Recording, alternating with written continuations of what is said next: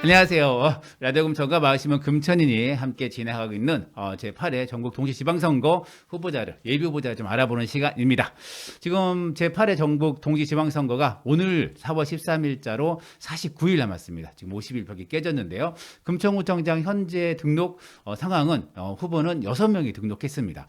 더불어민주당에 3명 그리고 국힘에 3명인데요. 아마도 지금 현직 구청장인 유성훈 청장이 아직 등록 안 했기 때문에 7명까지 늘어날 것 같고요. 또 추가적으로 지금 물망이 오르는 분도 있습니다. 그래서 최대 9명까지도 갈 수 있지 않을까 예비 후보가라고 좀 저는 좀 생각을 하고 있는데 일단은 지금 이제 더불어민주당에는 지금 백승건 금천구 의장님 그리고 박기정 좀 젊으신 여성 30대 여성분이 됐고요. 그리고 조상호 우리 예비 후보님이 좀 출마를 했습니다. 그리고 국민의힘은 오봉수 전 시의원님, 강부덕 전 시의원님 그리고 한인수 전 3기 4기 지금 민간 정부 금천구 정부를 이끌었던 전 청장님이 좀 최근에 좀 이렇게 등록을 하셨죠. 또 저희가 지금 각 정당의 이 경선이 4월 말 정도, 5월 초에 좀 마무리가 될 것 같습니다. 그래서 주민분들이 이 경선도 상당히 중요하거든요. 그래서 경선에서 제대로 된 정보를 좀 전해드려야 되는데 예비 후보자들이 너무 많아서 일단 구청장님은 먼저 저희들이 일단 후보분도 먼저 이렇게 좀 알려드리자라는 차원으로 해서 지금 예비 후보자님들 금천구청장을 중심으로 알려드립니다. 오늘은 조상호 더불어민주당 금천구청장 예비 후보님을 모시고 이야기 들어보겠습니다. 안녕하세요. 예, 안녕하세요. 네, 반갑습니다. 우리 지역 주민들에게 한번 인사 부탁드릴게요. 예, 그 더불어민주당 금천구청장 예비후보로 등록한 동네 변호사 조상호입니다. 뭐 아시는 분들은 좀 아실 텐데요. 독산사거리에서 변호사 사무실을 운영하고 있고, 그래서 금천구 여러분들과 함께 호흡하면서 금천구의 법률적 현안과 문제점 등에 관해서 제가 갖고 있는 뭐 지식이라든가 전문성을 여러분들과 함께 공유하고 나누고 지금까지 지내왔던 저 변호사입니다. 네, 변호사입니다. 네. 지금 후보님들 중에서 변호사는 유일합니다. 네, 그러네요. 그렇죠. 네, 예. 유일합니다. 네, 장점일 수도 있겠죠. 하여튼 뭐 저희가 저희 라디오 검천하고 마신문에서도 이제 조상 후보님 한번 인터뷰한 적이 있어요. 뭐냐면 지난 2020년 제 21대 총선에서 민주당 더불어민주당 예비 후보로 등록하셨는데 네. 전략공천이 되는 바람에 예. 경선하지 못하시고 지금 최기상 의원님이 지금 최기상 의원님 예. 좀 됐죠. 하여튼 그동안 좀 어떻게 지내셨어요? 좀 한 2년 좀 지났는데. 예, 뭐 제가 동네 변호사니까 네. 예, 동네에서 그 금천 구민들 법률적 문제들에 관해서 뭐 상담도 해드리고, 네네. 뭐 때로는 뭐 소송 업무도 좀 해드리고요. 네네. 뭐 그런 일을 하면서 지냈고요. 그 외에는 뭐 아시다시피 제가 민주당의 그 상근부대변인을 맡아서 해왔었기 때문에 그 이후에 그 상근부대변인은 관뒀지만 민주당의 어떤 스피커로서 이제 패널로서 방송에서 이제 여러 뭐 종편이라든가 공중파 뭐 YTN 같은 이제 네. 그런 시사 프로그램이나 이런 곳에 출연해서 민주당의 입장을 대변해 왔습니다. 네네. 그리고 뭐 그 외에는 최근에 이제 대선이 있었지 않습니까? 네네. 그래갖고 그 대선에서 이재명 더불어민주당 대선 후보의 중앙선대위 법률지원단 선임팀장으로 총괄 지원 업무를 맡았습니다. 네, 알겠습니다. 근데 그때 사실 저희 인터뷰하고 총선 끝나고 중앙 뉴스에서 네네. 계속 이렇게 패널로 많이 오셔가지고 네네. 되게 멋있게 나온다 굉장히 좀 심했나요? 그런 느낌이 있었습니다. 하여튼 뭐 2년 만에 다시 네네. 구청장 후보로 그때 사실 그 광고도 동네 변호사 그때 드라마도 네네. 있잖아요. 동네 변호사 조드로 네. 드라마도 있어가지고 동네 변호사님 오셨구나 이제 그런 생각이 들었었는데 하여튼 2년 만에 지금 구청장으로 네. 출마를 하게 됐습니다. 네. 좀 출마의 편 좀 네. 부탁드리겠습니다. 예. 동네 변호사라는 타이틀을 달았던 거는 아무래도 금천구에 변호사분이 그때 당시 제가 개업할 당시에는 거의 없었어요. 그래가지고 어떻게 보면 여기가 이른바 무변촌, 그러니까 변호사가 없는 동네에 가까웠거든요. 왜냐하면 가산 디지털 단지 쪽엔 좀 있었는데 그 가산 디지털 단지는 사실은 기업 중심이고요. 예, 동네 그 많은 일반 주민들이 삶 속에서 그 삶의 문제들을 해결하는 변호사들이 거의 없다고 봤기 때문에 제가 여기서 좀 자리를 잡아서 여러분들에게 법률 서비스를 좀 제공해 드리면서 뭐 여러 가지 그 삶의 어려운 문제들을 해결할 수 있겠다. 그렇게 해서 시작을 했습니다. 근데 그 부분과 관련해서 사실상 가장 직결되는 여러분들의 개개인의 소소한 삶들과 가장 직결되는 행정 업무를 처리하는 곳이 사실은 금천구청 아니겠습니까? 그 금천구청의 장이 그 역할에 거의 이제 핵심에 있는 분인데 그 장외에 제가 도전함으로써 제가 갖고 있는 법률적 전문성이라든가 이런 부분들을 이 금천구청의 어떤 구정 업무에 잘 녹여서 여러분들이 지금까지 겪고 있었던 법률적인 문제, 그리고 제가 함께 호흡을 해왔지만 제가 갖고 있는 권한이 한계가 있어서 해결하지 못했던 그런 부분들을 여러분들이 불편함을 느끼지 않도록 잘 해결할 수 있는 일하는 구청장이 되겠다. 이게 제 출마의 다짐입니다. 네, 알겠습니다. 일하는 구청장으로 좀 표현되는 그런 겁니다. 일단은 변호사의 네. 활동하면서 그 느꼈던 것들을 네네. 좀 구청장을 통해서 네네. 일을 하면서 이거 바꿔내겠다라고 좀 정리하면 될 것 같고요.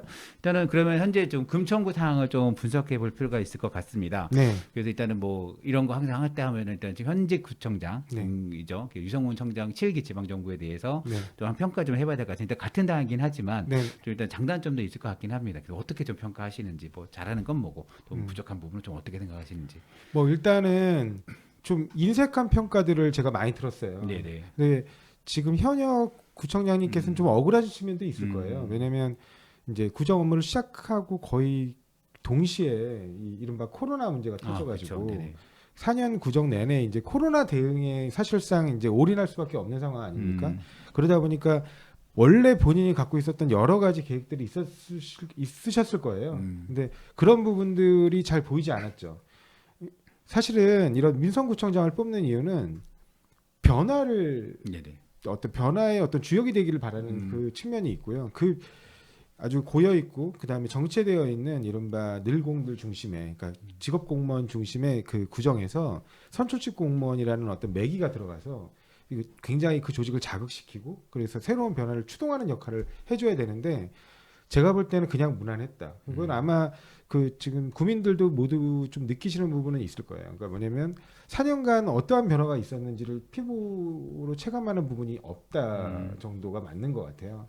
물론 이제 최근에 뭐 저도 갔다 오긴 했지만 종합병원 네네. 이제 뭐 착공식이 있었는데요.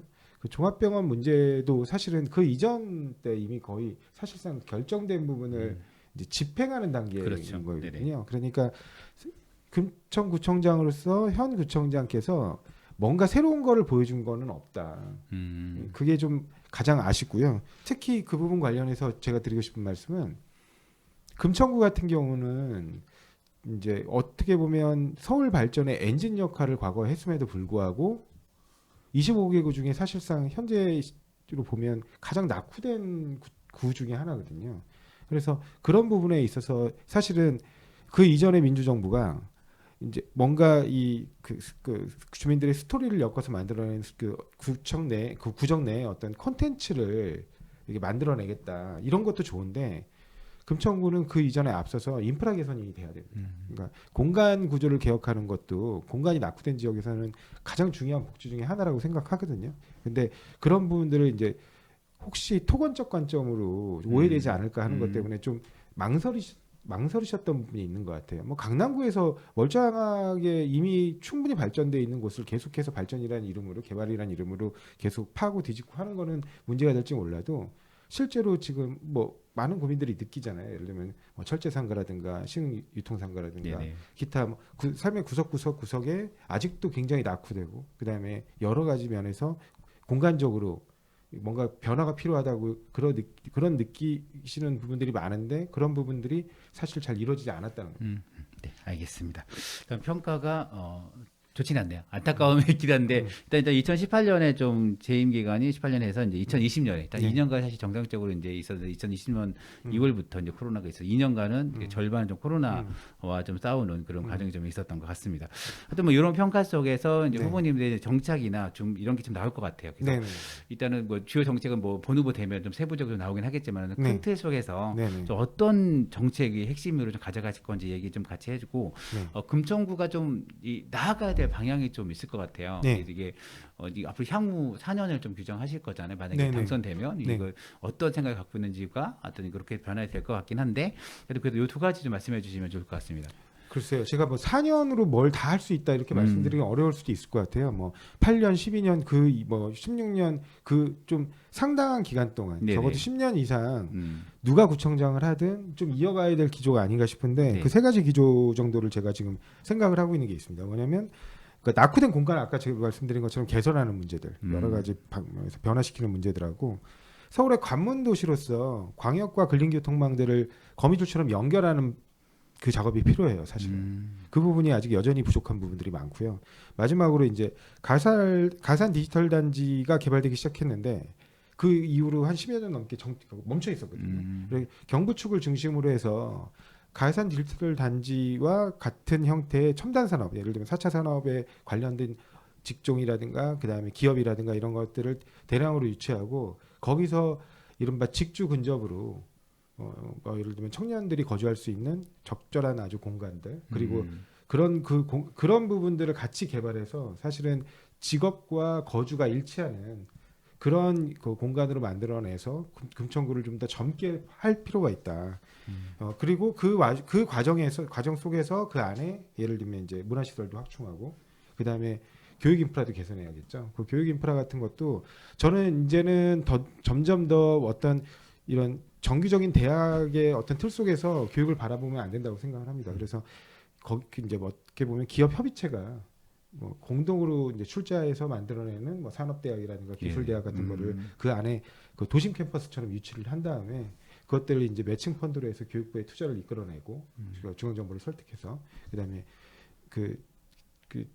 그거를 이제 그 기업들의 출자금과 그다음에 중앙정부의 투자금을 합쳐서 대학을 설립해서 그 대학이 기업에서 실제로 필요로 하는 인재를 키워내고 그래서 그분들이 여기서 교육을 받고 여기서 취업을 하고 또 여기서 살게 하는 그런 방식으로 개발을 해서 금천구가 관문도시답게 그다음에 서울 25개구 중에 가장 마지막에 태어난 젊은 구답게 좀 더 그 살고 계시는 분들의 세대 연령도 좀 낮춰드릴 필요가 있겠다 이렇게 생각하고 있습니다. 네, 알겠습니다. 크게는 이제 공간 네. 그리고 교통, 교통 인프라, 관문의 도시로서의 네. 역할, 교통 인프라 그리고 지벨리를 중심으로 지벨리가 좀 많은 이야기를 좀 담고 계시네요. 지벨리뿐만 아니라 그 지벨리가 시작으로 사실 거기까지 멈춰 있잖아요. 그게 네네. 사실은 구로 디지털 단지에 어떻게 보면 편승해서 개발된 거대에서 멈췄거든요. 네네네. 그게 아니라 경부 축으로 해서 이제 예를 들면 신안산선이 석수역까지 네. 석수역까지 연결되는 부분도 있으니까 석수에 이어지는 축까지 계속해서 좀 첨단 산업으로 좀 바꿔나갈 필요가 있겠다 그렇게 생각하고 있습니다. 사실 뭐 이 뒤에 독산 일동으로 좀 아직 공장지대가 이어지긴 하죠. 네네, 중공업이 그렇습니다. 이어지긴 하는데 네. 사실 되게 영세한 그렇습니다. 분들이 많고 그 과거 산업이 군용이나 그렇죠. 선반이나 이런 것이 있어서 그렇습니다. 이런 산업 구조까지 변화를 네, 좀 그렇습니다. 고민하시는 거네요. 네. 네, 알겠습니다. 네, 세세한 사항은 우리 한번 본 후보 되면 다시 한번 하는 걸로 하겠습니다. 여하튼 그럼 이렇게 좀 이 공약을 이런 방향에서 공약 준비되고 있는데 조금 세부적으로 어떤 공약 좀 준비하는지 좀 말씀해 주실 수 있습니까? 네, 일단은 낙후된 공간 개선하는 문제는 뭐 재개발을 일단 적극 네. 지원을 해야 될 것 같고요. 지금 예를 들면 그 재개발 말고도 뭐 이제 예를 들면 도시및 주거환경 정비법 안에 여러 가지 이제 소규모 개발 네네. 형태들이 있긴 한데 소규모 개발 형태는 인프라가 제대로 만들어지지 않는 문제점들이 있어요. 네네. 그래서 주민 설득 작업을 구가 중심으로 해서 끌어가면서 좀 더 확장적이고 그다음에 좀 더 그러니까 인프라가 갖춰지는 형태의 규모 있는 개발이 좀 필요하다. 그리고 그런 부분에 있어서 예를 들면 철제상가 부분은 좀 고려될 필요가 있습니다. 그리고 이미 뭐 아시는 분들이 있는지 모르겠는데 원래 우리가 금천구가 낙후됐던 원인 중에 하나가 이른바 61년이 넘게 이어져 왔던 시가예정지구라는 규제가 있었어요. 그게 작년 초에 폐지됐습니다. 아, 그래요? 그러니까 이제 서울 테두리를 중심으로 있었던 규제고요. 서울의 확장을 막기 위해서 박정희 정부 초기 때 만들어진 규제입니다. 이제 서울 대학장 이후에. 그래서 그 규제가 사라졌으니 이제는 도시개발법에 의한 개발들도 가능한 상황이거든요. 그래서 그런 부분도 고려해서 설치상가와 유통상가는 이제 도시개발법 적용해서 대개발 형태로 끌고 가는 게 맞는 것 같습니다. 그래서 그런 부분이 있고 그다음에 제가 저기 국회 쪽하고 여러 가지 접촉해서 예전부터 좀 이렇게 고민했던 부분 중에 하나가 금천구청장 내지는 독산역 쪽으로 지금 신안산선이 물론 있지만 제2경인선 역을 연결하는 작업을 좀 유치를 하고 싶었거든요. 그래서 철도요? 예, 철도요. 인천 2호선 말씀하시는 예, 제2경인선입니다. 제2경인선이요? 예, 네. 그게 어차피 광명역을 지나가게 돼 있어요. 네네. 예, 지금 물론 석수역을 거쳐서 광명역을 지나가는 신안산선 노선이 있긴 네네. 한데 이제 그런 그렇게 되면 이제 우리 같은 경우는 지금 3개의 노선이 넘게 이제 연결되지 않습니까? 네네. 제철 7호선과 함께. 네. 그러니까 그런 부분까지 같이 고려해서 제가 한번 그때 그 철도 이제 시설공단, 옛날 시설공단이고요. 지금 이제 철도공단이라고 합니다. 네네. 그래서 거기가 이제 이런 노선 인프라를 관리하는 곳인데 그쪽에 이제 문의를 해봤더니 그렇게 꺾는 거는 가능할 수도 있다는 답변도 받았거든요. 네네. 그래서 그렇게 되면 이제 금천구청역이나 독산역이 실질적 환승역 역할을 하는 거죠. 지금은 사실은 금천구청역이 환승역이긴 해요. 아무도 잘 모르시죠. 그렇죠. 광명역으로 가는. 광명역으로 가는 환승역인데. 몇 차도 잘 없는. 네, 한두 시간에 한 대 정도 있어요. 네. 그거는 사실 대중교통이라고 할 수 없거든요. 그렇죠. 그러니까 근데 그런 부분들이 실제화될 수 있다는 겁니다. 그래서 그렇게 개선을 하게 되면 이른바 광역교통망과 근린교통망이 이제 아주 거미줄처럼 연결이 되는 거잖아요. 그런 부분들에 대한 개혁도 필요하고 그다음에 좀 이 광역교통망으로서 지금 현재 KTX 요금이 이른바 광남에서 연결되는 SR 요금보다 비싼 문제들 이런 부분들도 이제 제가 지금 여러 그 이 서남권 국회의원분들과 네네. 계속 그 얘기를 하고 있는데 그런 부분들을 좀 바꿔내야겠다. 그래서 요금을 낮추는 문제. 네네. 거리당 요금이 더 비쌉니다. 아 그래요? 네. 대전항만 가는데 비싸더라고요. 예, 네. 그런 부분들까지 해서 사실은 저렴하게 광역교통망과 근린교통망을 굉장히 편리하게 이용할 수 있는 그런 부분들을 고민해야 된다. 그러니까 그 부분을 뭐 그래서 제가 이제 좀 유치하겠다라는 게 제 이제 공약이고요. 네네. 그 다음에 아까 제가 말씀드린 것처럼 기업들의 협의체를 만들고 거기에 매칭 펀드를 만들어서 산업대학 내지 기술대학을 유치해서 여기서 정말 실질적으로 필요로 하는 인재가 크고 다시 또 거기 기업의 어떤 뭐 이제 이익 창출에 도움을 주고 그래서 이제 어떻게 보면 금천구 전체의 부의 가치를 끌어올리는 네, 그런 역할을 좀 하고 싶다. 왜냐하면 가장 우리 지금 그 금천구민들의 불만 중에 하나는 교육 인프라 부족도 많이 말씀들 하시더라고요. 그래서 여기서 사시는 분들이 여기서 취업을 하고 여기서 교육을 받는 그리고 그렇게 유치되는 대학들에는 금천구 주민들에게 예를 들면 어떤 뭐 예를 취업의 특혜라든가 네네. 아니면 그 우선- 진학의 특혜라든가 네네. 이런 그런 거. 부분들까지 같이 고려해서 이게 기술대학이라면 뭐 서울 시립대 이런 정도가 아니면은 그건 이제 말이야, 산업대학인데요. 예, 그렇게 뭐 폴리텍 대학 이런 폴리텍 대학 같은 이런 그런 것들. 것들. 산업대학이라든가. 네. 예. 그러면 이렇게 그 지블리 같은 거 얘기 많이 나와서 하는데 이거를 4차 산업 경영 쪽으로 예. 그런 산업을 좀 육성 발전하고 뭐 그러면 그렇습니다. 그리고 이걸 갖다 좀 너무 지금 기존의 교육 학제에 얽매여서 하는 그런 형식적 교육이 아니라 네네. 제가 말씀드린 것처럼 아까 그 기업 그 협의체가 이 대학을 운영하게 함으로써 자기들이 필요로 하는 인재를 키우자는 거예요. 실질적으로 필요로 하는 인재들을 직접 커리큘럼을 짜고 그래서 교육시키고 뭐 이른바 지금 예를 들면 우리 당에 이제 양양자 국회의원이라고 네네네. 있죠. 그분이 원래 광주. 고졸 출신이라고 네. 유명하시잖아요. 근데 삼성 안에 대학이 있어요. 그 좀 모르시는 분들이 많은데 직업대학. 예, 아니요, 직업대가 그거- 있습니다. 네네. 예. 거기서부터 교육을 받으셨거든요. 그러니까 그렇게 해서 이제 결국에는 본인이 임원회까지 승진을 하고 이렇게 했는데 그렇게 기업이 실제로 자기가 원하는 인재를 키울 수 있는 그런 대학을 만드는 게 네. 맞겠다.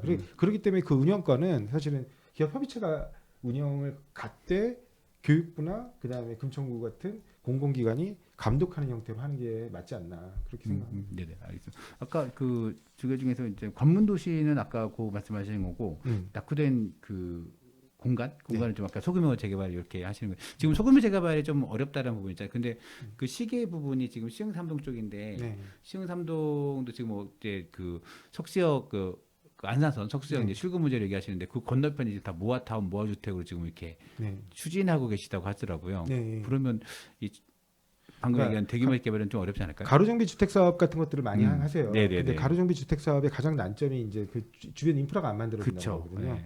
그리고 가로정비 주택 사업은 또 여러 가지 용적률 혜택이나 이런 부분에서도 좀 적은 편이에요. 그러니까 그런 부분들을 그럼 어떻게 할 거냐. 그러니까 그렇기 때문에 가장 중요한 건 주민들의 의사겠죠. 근데 네네네. 그 주민들을 설득하는 작업도 되게 중요하다는 네네. 겁니다. 그래서 좀 그런 부분들을 잘 끌고 가고 싶다. 음. 그리고 가능하면 실제로는 이제 서울에 지금 25개구만 현재 아직 진행이 안 되고 있는데 그 부분도 이제 행안부하고 충분히 협의를 해야 되거든요. 네네. 뭐냐면 시설관리공단을 공사화하는 겁니다.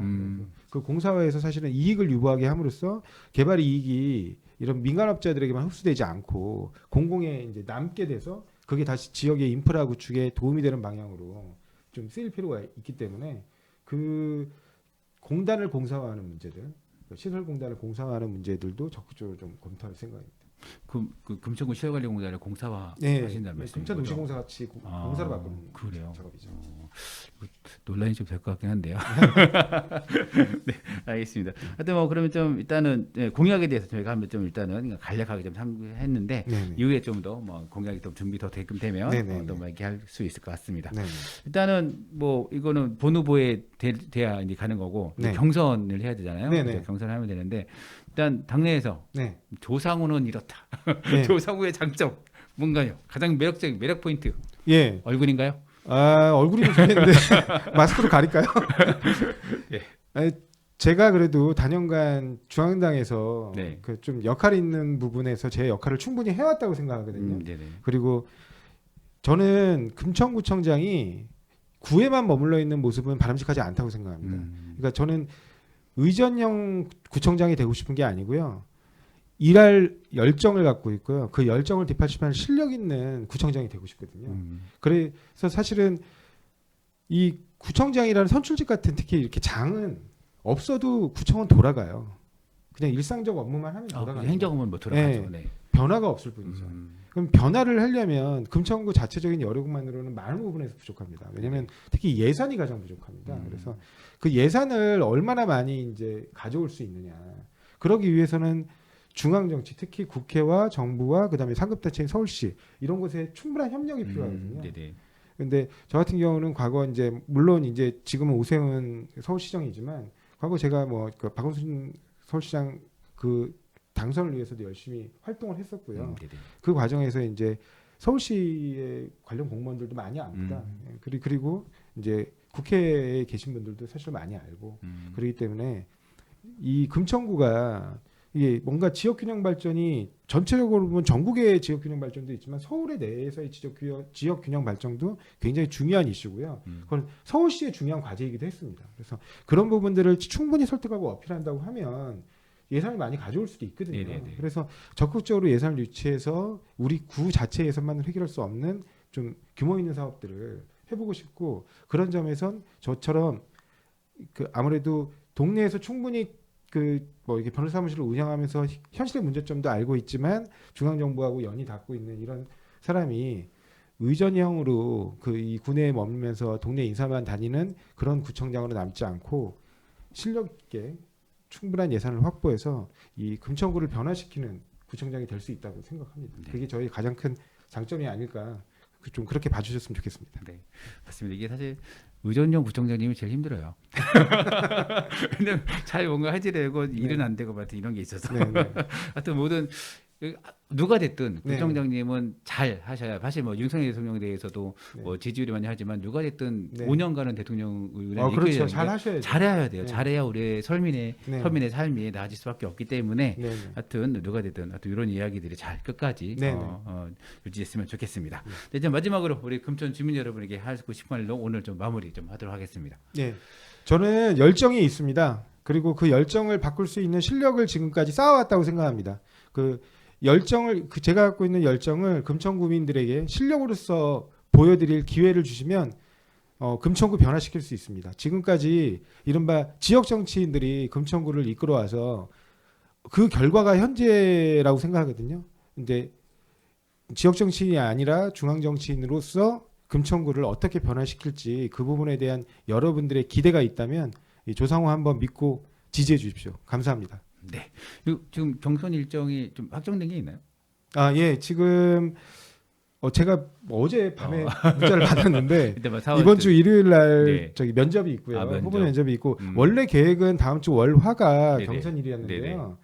이 면접 일정도 조금 늦춰진 거라서 좀 더 연기될 수도 있습니다. 네, 알겠습니다. 보통 이렇게 그럼 내가 경선인데 당원 다니는데 내가 뭐 어떻게 할 수 있어라고 하지만 뭐 전화가 많이 오더라고요 요즘에. 예. 뭐 적합도 뭐 제가 말씀드리면 이제 적합도 조사는 뭐 구청장 같은 예. 경우 끝났고 이제 아마 시군구 의원들이 진행될 수도 있습니다. 근데 그 당원들은 당연히 이제 당원 투표로 ARS에서 강제 전화가 오는데 네. 일반인도 50%가 참여가 됩니다. 그러니까 네. 당원 아니어도 그 절반의 영향력을 미칠 수 있다 여러분께서. 그러니까 여러분들이 02로 걸려오는 그냥 전화가 있으시면 꼭 받으셔서 여론조사에 적극 응해주시면 여러분들이 후보를 만들 수 있고요. 그 후보 중에서 또 여러분들이 구청장을 만들 수 있습니다. 많은 참여 부탁드립니다. 네네. 또 이래서 저희가 이런 방송을 하는 겁니다. 왜냐면 예비원들에게도 알아야 내가 누구를 선택할지는 알아야 되니까. 그래서 하여튼 그렇게 해서 알겠습니다. 오늘 좀 나와주셔서 감사하고요. 예. 네, 앞으로도 좋은 활동 기대하겠습니다. 네, 열심히 하겠습니다. 네, 본선거에서 뵐 수 있도록 하겠습니다. 네, 감사합니다. 네, 감사합니다. 네. 네.